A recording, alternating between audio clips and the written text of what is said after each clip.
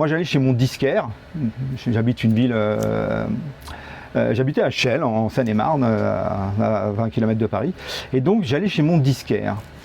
Mais c'est-à-dire qu'il y avait 3 albums par semaine qui sortaient, et c'était un événement. Ça veut dire qu'à chaque fois, on regardait les pochettes pendant 2 heures, puis quand on en achetait voilà, quand on achetait une des 3 sorties de la semaine, c'était presque religieux, parce qu'on ne savait pas quand allait sortir le prochain album, et je veux dire, la face A, face B, on l'écoutait 50 fois. Alors que maintenant, moi j'ai des clients qui achètent 40 CD d'un coup. Et vous n'avez plus le temps d'avoir la même attention en achetant des masses de musique que d'en acheter, je sais pas, d'acheter un vinyle tous les 15 jours.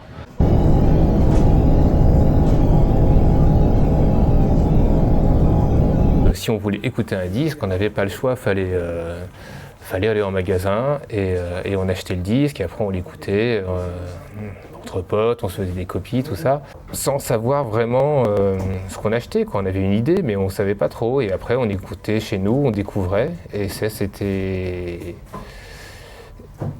assez différent comme écoute parce que c'est sûr que maintenant les gens quand ils achètent quelque chose, ils savent ce qu'ils achètent. Précisément. Et on était des fois surpris, et puis des fois finalement on n'aimait pas tout l'album, parce que l'album était un petit peu diversifié. Du coup on écoutait quand même tout l'album. Au bout d'un moment, le morceau qui était un petit peu différent nous amenait des fois un petit peu vers un autre style, quoi, alors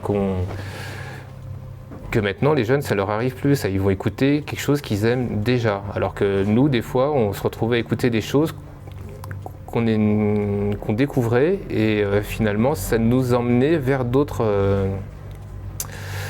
pistes, quoi, et ça nous permettait d'explorer, quoi, parce que à force de ne pas sauter ce morceau qu'on n'aimait pas tant que ça, au bout d'un moment on commençait à l'apprécier.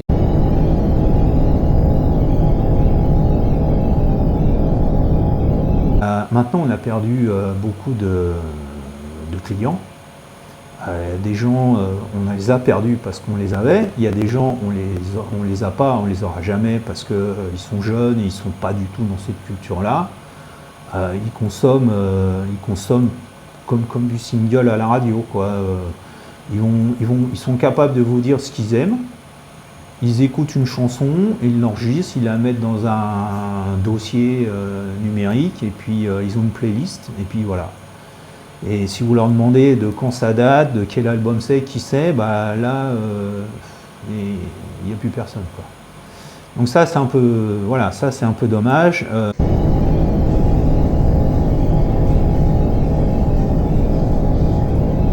Le streaming, bien ou pas bien, habitude d'écoute, de génération, peu importe. Ce que je trouve très dommage, c'est que par exemple, on n'a pas justement sur les plateformes de streaming, on n'a pas de livret. En fait, on ne sait pas qui joue sur quoi, on ne sait pas qui a produit quoi. Et je trouve ça dommage parce que je trouve que c'est tout aussi intéressant. Moi, quand j'étais ado et que j'écoutais de la musique dans ma chambre d'ado, à chaque fois que j'achetais un disque, je décortiquais les pochettes en même temps que j'écoutais le disque, quoi. Je lisais absolument tout ce qu'il y avait dedans.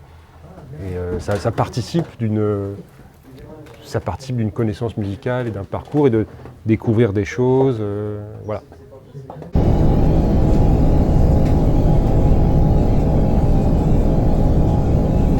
Alors pour moi maintenant il n'y a plus vraiment de grand public, ou plutôt je dirais que le grand public c'est une niche comme les autres en fait.